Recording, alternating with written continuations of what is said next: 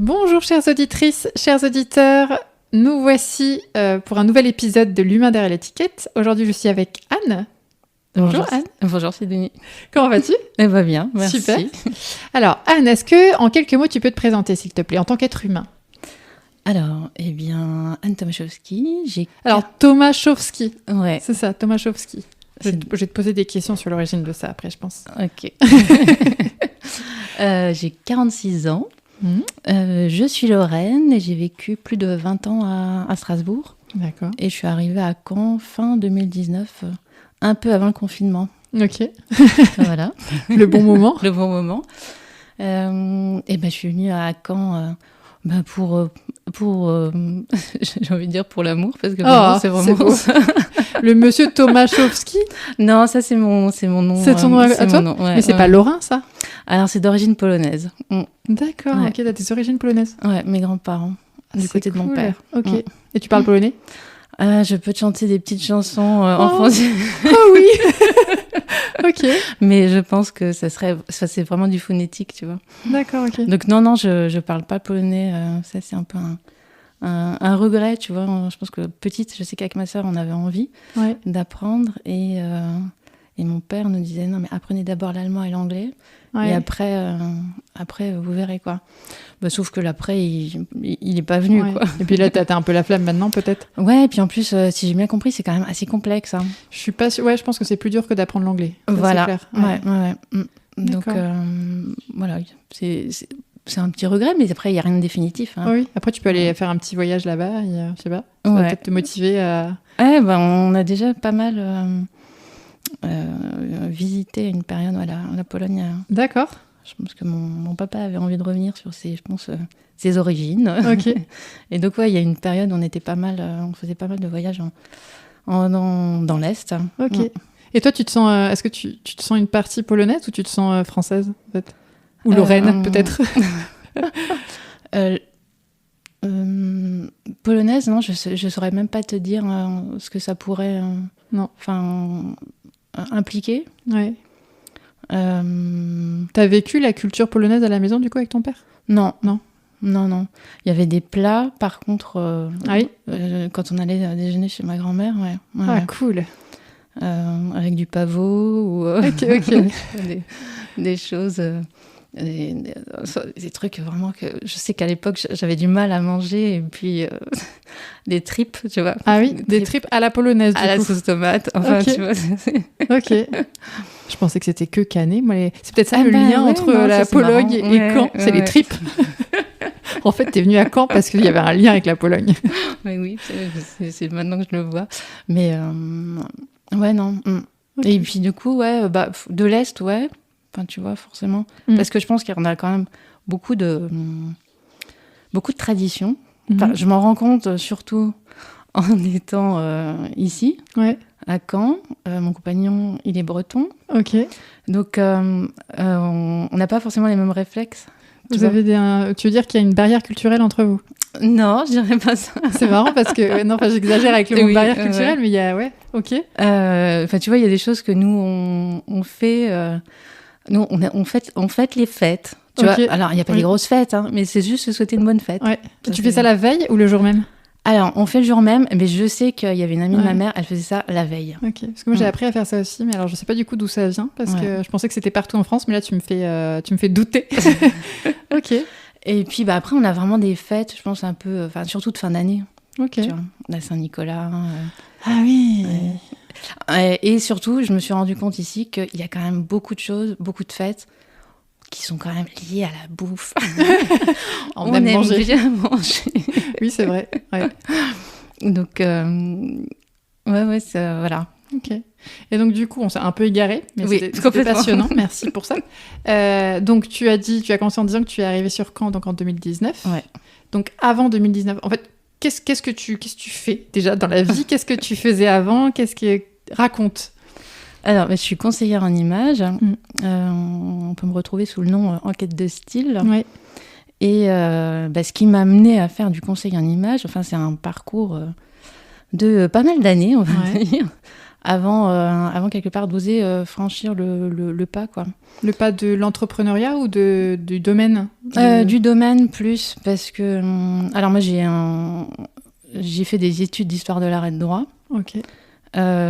Qui m'ont amenée à travailler dans le milieu culturel, parce que en étant à Strasbourg, si tu veux, j'étais vraiment baignée dans cet univers de culture, qui était permis parce que à Strasbourg, tu avais une carte culture qui te permet d'aller voir des spectacles à l'Opéra du Rhin pour 5 €.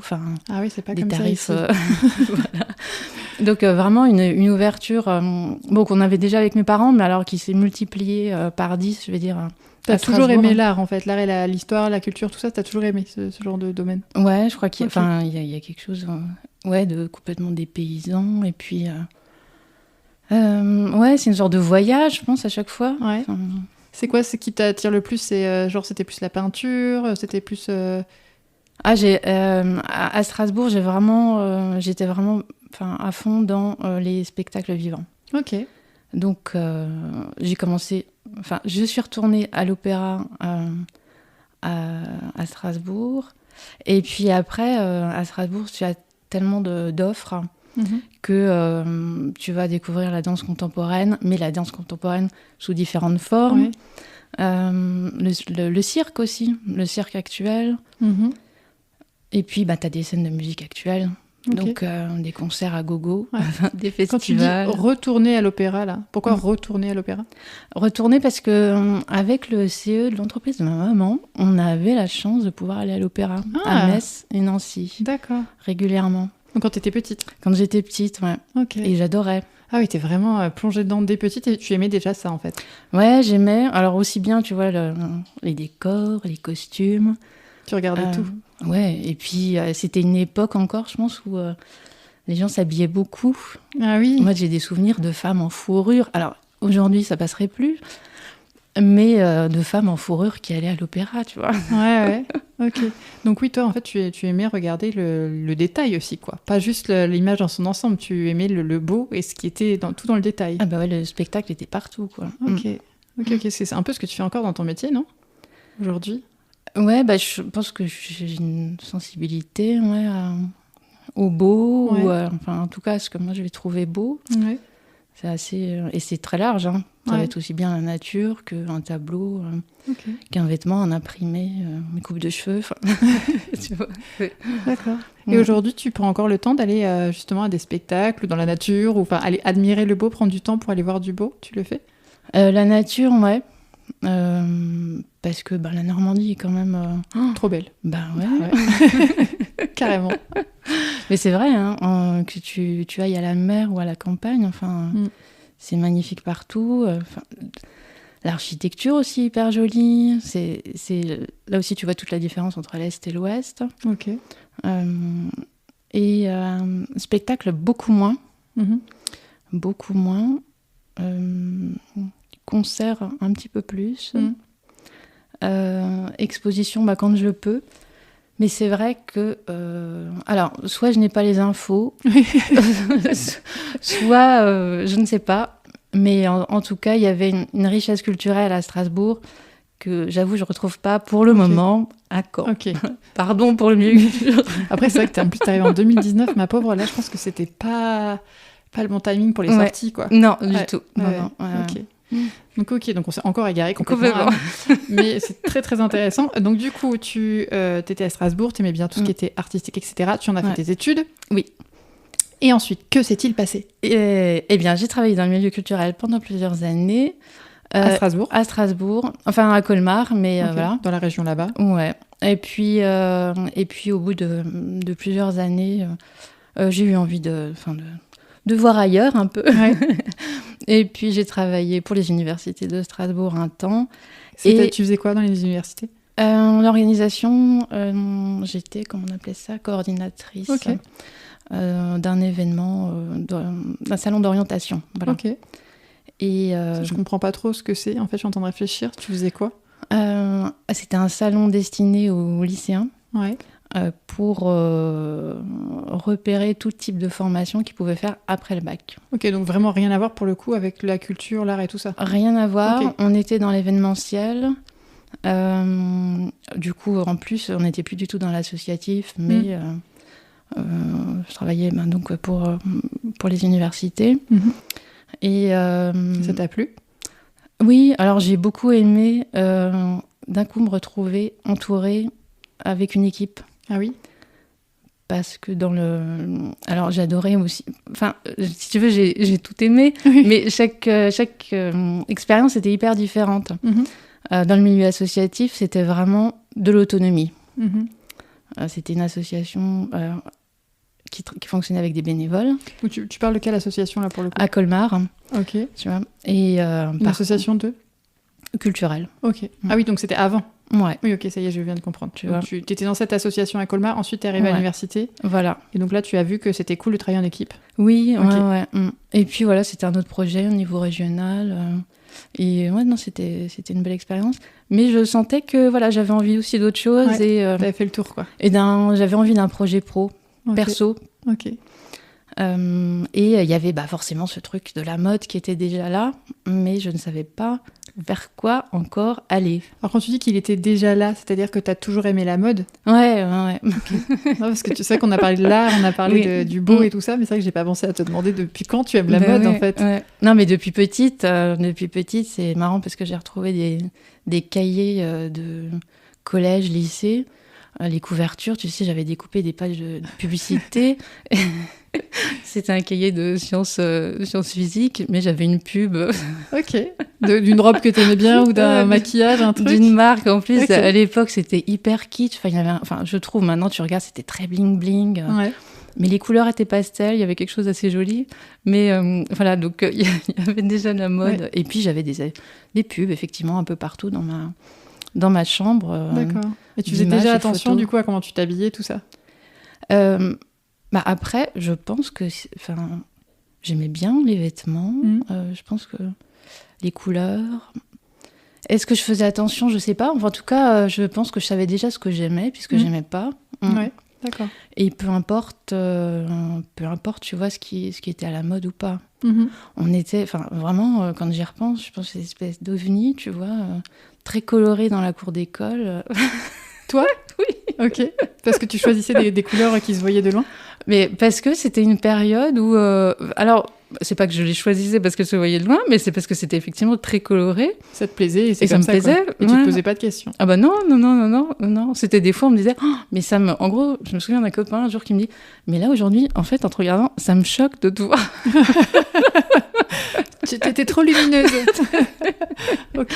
Et je me dis « Tiens, c'est marrant, quoi. » Mais ça t'a pas empêché de le faire? Non. Donc c'était bien ancré en toi quand même, quoi. Ok. Ouais. Donc alors attends, on en était donc tu voulais quitter donc ce travail de l'université pour faire un projet professionnel qui te correspond, donc un truc personnel. Ouais. Donc qu'as-tu fait? Eh bien, c'est là que j'ai commencé un petit peu à poser des questions. À poser des questions, mais oui, que vais-je faire? Et à l'époque, je me souviens que j'avais une amie qui était en histoire de l'art et qui était créatrice de vêtements. Ok. Claire, coucou. Bonjour Claire. Et c'est vrai que je voyais aussi le temps qu'elle passait, la difficulté qu'elle avait aussi à se faire connaître, à se vendre, comme tous les créateurs en fait, qui sont très bien dans leur atelier, mais après c'est difficile de... C'est un autre métier, quoi. Ouais. Et je voyais aussi que dans d'autres villes, il y avait des initiatives pour justement favoriser les jeunes créateurs, les mettre en avant. Ce que je ne retrouvais pas à ce moment-là à Strasbourg. D'accord. Il y avait une boutique quand même qui proposait déjà un peu jeunes créateurs, mais c'était une petite partie. Et puis l'idée est partie de là, de me dire, voilà, il y a quand même tous ces créateurs qui ont plein de talents, que ce soit dans la création de bijoux, de vêtements, maroquinerie, petite papeterie, qui sont aussi bien à Strasbourg, à Lille, qu'à Lyon, enfin partout en France.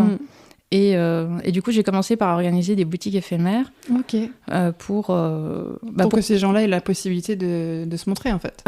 Pour les faire connaître, pour proposer aussi une offre un peu différente à Strasbourg, pour montrer qu'il y avait autre chose que de la fast fashion ou de la production en masse. Et ça marchait bien. Et les boutiques éphémères, c'était des chouettes moments. Ouais. Donc aussi bien en bijoux et accessoires. Ce qui marchait le plus, je me suis rendu compte à ce moment-là, c'était vraiment les bijoux. Ok. Alors qu'à la base, j'étais plutôt axée sur le vêtement. Ouais. Parce que c'est aussi des achats plus faciles, un coût plus réduit, on va dire, que le vêtement jeune créateur. Ok. Et donc, au bout de quelques années comme ça de boutique éphémère, j'ai ouvert une première boutique à Strasbourg, avec un site internet sur lequel on retrouvait quasiment toutes les collections. Okay. Et puis, encore 2 années après, dans un autre endroit, à Strasbourg encore. Donc une, entre guillemets, vraie boutique, c'est un truc... Ouais. Ok. Ouais. Ok. C'est justement le côté vraie boutique qui m'a, je pense, épuisée. D'accord. C'est quoi qui t'a épuisée exactement ? Une présence non-stop. Ah oui. Non-stop, et puis... forcément, tu réfléchis à combien de temps tu vas prendre de vacances, parce que la boutique, elle va pas tourner toute seule. C'est ça. Malheureusement. Oui. Et la partie vraiment rechercher des jeunes créateurs, mettre en place, tu vois, tout un univers dans la boutique. Ah mais oui. Ouais. J'aime toujours ça, tu vois, regarder en ligne ce qui se passe. Ça, c'est quelque chose qui me plaisait vraiment. Mais après, la partie être présente en boutique et puis vendre. Vendre. Ouais. Non, mais surtout, j'étais pas une vendeuse. Si tu veux, moi, Toi, t'aurais bien voulu que tout le monde les porte, et puis oui. C'est ça. Non, alors voilà, je sais que j'aimais parler des créateurs, présenter leur collection, expliquer leur travail, comment ils faisaient. Enfin, ouais. Avec passion, j'imagine. Ouais. Mais le côté, effectivement, tu sais, tout ce que tu peux entendre des fois sur la façon de vendre. Oh, moi, je l'avais pas. Enfin, ouais. Je l'avais pas. Et puis, en parallèle, il y a des choses qui évoluent. Moi, j'avais envie j'étais plus axée sur une façon de consommer autrement. Donc, moins, mieux. Ouais. Donc, plus écolo, quoi. Plus écolo. Même si, tu vois, dans l'idée d'acheter jeunes créateurs, on était déjà dans l'idée d'acheter autrement. Ouais. De faire des choix. Mais... je me retrouvais plus non plus dans cette idée de t'as une boutique, faut vendre. Hein. Enfin, t'as pas le choix si tu veux t'en sortir. C'est le but. C'est ça. Ouais. Donc à un moment donné, j'étais contente de fermer, de me dire j'ai fait ce que j'ai pu. Ouais. J'ai quand même présenté plus d'une centaine de créateurs, jeunes créateurs. Mais ça reste une victoire pour toi quand même. Alors c'est un échec, tu vois, quand même, de fermer, de dire il n'y a pas eu non plus le succès que je voulais, c'est difficile. Est-ce que tu as fermé parce que ça marchait pas assez ? Ça marchait pas assez, et puis physiquement, moi, je pense que moralement, j'étais épuisée. Ouais. Enfin, tu sais, le commerce, c'est quand même oui, d'être là tout le temps, de piétiner, puis il y a toute la partie, j'imagine, les papiers, la compta, tout ça, non ? Bah oui, faire un site internet, faire des photos, enfin tout ce qui se voit pas, quoi. Ouais. Et donc, j'ai fermé, contente de fermer. Ouais, soulagée, en fait. Ouais. Et donc ça, c'était en quelle année, du coup ? Je suis nulle en date. Mais vraiment... Alors, c'était entre ta naissance et 2019, du coup. C'est ça. Il y a plus de 10 ans. Ok. Je vais dire il y a plus de 10 ans, mais c'est peut-être même plus. Enfin, ok. Et donc, un gros moment de down quand même. Faut récupérer. Et puis, il faut recommencer à zéro après quelque chose, quoi. Ouais. Et puis, forcément, je me disais, que faire Mais tu voulais quand même rester à ton compte, du coup. Je sais même pas si ça, c'était quelque chose en question ou pas. Je sais que toutes ces questions de consommer autrement, d'écologie qui, moi, c'est important pour toi, quoi. Ouais. Et était déjà présente. Et j'avais envie, qu'en tout cas, mon prochain boulot, mon prochain poste, il puisse être au service de ça. Ok. Et quand je faisais le point sur ce que j'avais envie de faire, la mode était quand même toujours là. Ah ouais. Et je me suis dit, il y a certainement une façon d'allier tout ça. Et le conseil en image était là, en arrière-plan, si tu veux, depuis des années, sans forcément y aller, parce que j'avais plein d'a priori sur le métier, véhiculé par ce que tu vois dans les médias. C'était quoi tes a priori, du coup ? C'est quoi les a priori, d'ailleurs, de ce métier, justement ? Moi, j'avais l'impression qu'on te mettait direct dans des cases. Tu veux être plus sérieuse, on te met un blazer, tu vois. Féminine, on te met des talons. Et je me disais, mais il y a quand même X 1000 autres possibilités, quoi. D'accord, tu veux dire qu'il y a des gens qui travaillaient réellement comme ça ? Je sais pas, mais en tout cas, c'est ce que les médias... cette image-là qui ressortait dans les médias. Alors en fait, c'est pas du tout ça. Ah bah moi, c'est pas du tout ma façon de voir les choses, non. C'est comment ta façon de voir les choses ? On est déjà beaucoup basé sur de l'écoute et comprendre finalement ce qui se cache derrière les mots que la femme va employer pour décrire sa situation, comment elle se voit, l'image dans laquelle elle se projette. Tu parles de la femme parce qu'il y a que des femmes du coup qui viennent te voir parce que tu as choisi cette cible ? Ouais, moi j'ai choisi d'accompagner des femmes. Je me ferme pas la porte. Oui, non, définitivement. Tu n'as rien contre pour les hommes. Accompagner les hommes. Ouais. Non, du tout. J'ai beaucoup aimé aussi les accompagner en boutique, mais voilà, pour l'instant vraiment c'est plutôt axé direction des femmes. Ok. Et donc tu disais qu'il y a de l'écoute et puis alors. C'est vrai que nous, on parlait un peu avant aussi. Tu parlais qu'il y a plusieurs outils aussi. En tout ça, il n'y a pas que le blazer ou ce que tu disais tout à l'heure. Il y a le style, il y a la colorimétrie, il y a, j'imagine, la personnalité, le rangement dans tes armoires. Enfin, il y a plein de choses, en fait, que tu fais. Ouais. On a plein d'outils. On propose aussi ce qui est un bilan morphologie, silhouette, en fonction des besoins et des envies de chacune. Parce que c'est pareil, on peut... Il y a toujours deux possibilités. Ton atout, comment dire, ce que tu penses être un défaut peut très bien être un atout aussi. D'accord. Donc, c'est des choses que j'essaye aussi de faire comprendre à certaines femmes qui disent non, mais moi, j'ai ceci ou cela qui, au niveau de mon corps, ne me convient pas. Oui, genre j'ai trop de fesses, j'ai trop de hanches, des choses comme ça. J'ai trop d'épaules. Bon, on va en jouer, quoi. D'accord, et tu transformes ce que la personne pensait être un défaut en quelque chose de positif. En tout cas, j'essaye de lui faire comprendre que oui, il y a d'autres possibilités. Ouais. Okay. Et après, c'est un cheminement personnel. Moi, je peux lui dire tout ce qu'elle veut. Oui. Si après, elle n'en est pas consciente ou elle n'arrive pas à l'accepter, ça...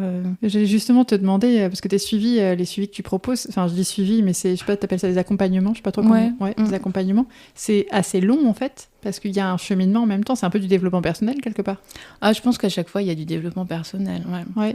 C'est effectivement des accompagnements qui peuvent être en 2-3 mois.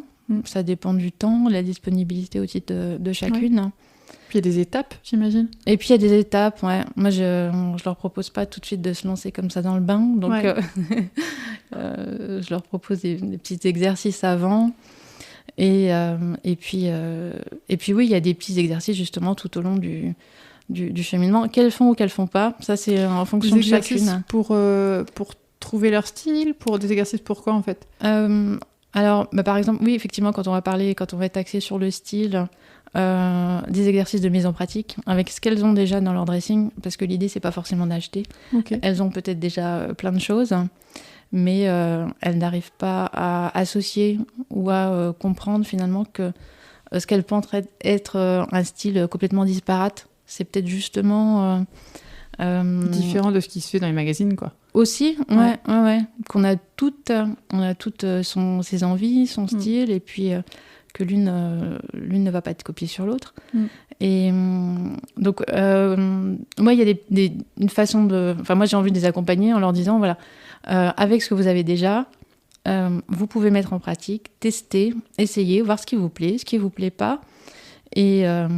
Et puis, il y a des mécanismes qui vont se mettre en place parce que quand on entre aussi comme ça dans une démarche d'accompagnement, il y a forcément une période où on se dit « Oh, mais je suis totalement perdue, enfin, je ne comprends plus rien, je ne sais pas faire. » On sort de la zone de confort, quoi. Ah ben oui, là, on est dans la tornade, quoi.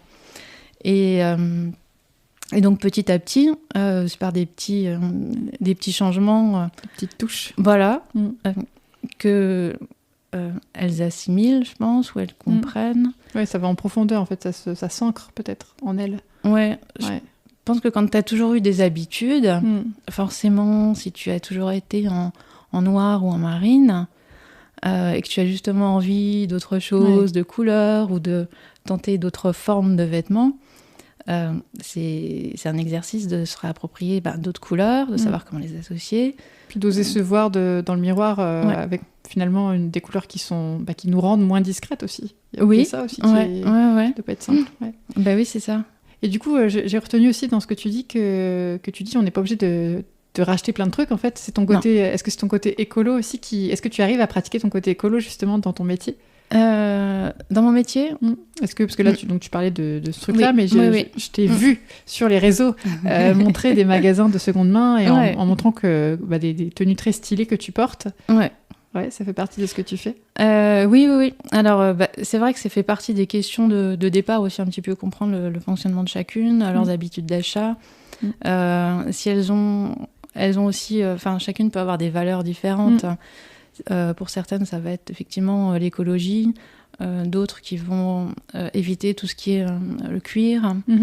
Donc, voilà, chacune vraiment en fonction de ses envies, de ses besoins, de ce qui lui semble important. À chaque fois, de toute façon, je glisse qu'il y a la possibilité d'acheter en seconde main. Que la seconde main, la plupart du temps, maintenant, dans les boutiques d'épouvante, on est sur quasi du neuf, vraiment. Donc, qu'on n'a pas forcément besoin d'aller dans les boutiques pour acheter des produits neufs, parce qu'il y en a déjà qui sont produits en quantité largement suffisante. Et après, j'ai des clientes aussi qui font de la couture. Ok. Tu peux proposer du sur-mesure, des vêtements sur mesure alors. Là, c'est dans l'idée qu'elles puissent effectivement choisir les patrons qui vont vraiment leur correspondre en termes de style, de morpho, s'il y a quelque chose effectivement qu'elles ont envie de travailler au niveau de la silhouette. Donc là, ça leur permet vraiment aussi de se créer un dressing sur mesure. Ouais, c'est classe. Ça veut dire qu'après, elles ont des pièces uniques sur elles. Oui. En plus, faites par elles, si effectivement elles ont le temps et l'énergie de le faire. Du coup, tu dois connaître toutes les boutiques du coin, toutes les boutiques en tout cas de seconde main, tu les connais toutes à Caen ou comment ça se passe ? Écoute, j'en connais pas mal, effectivement, mais ça tourne, Okay. Et chacune a son univers, son style, et moi j'aime bien. Ok. Et si tu avais un conseil à donner aux femmes, là, justement, sur leur façon de s'habiller, donc qu'est-ce que tu pourrais dire là, comme ça ? À chaque fois, ce que j'aime bien rappeler, finalement, c'est que trouver son style, c'est pas une question de tendance, c'est pas une question d'âge, et c'est pas une question de budget. C'est pas non plus une question de morphologie ou de corps.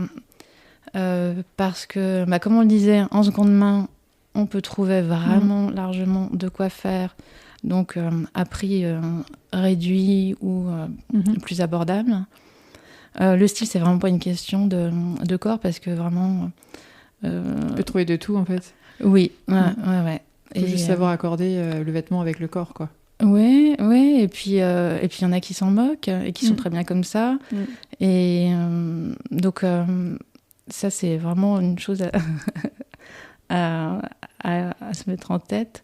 Et puis, pas d'âge, parce qu'il n'y a vraiment pas d'âge pour à un moment donné se dire j'ai envie de prendre du temps pour moi. Et puis mince, quoi.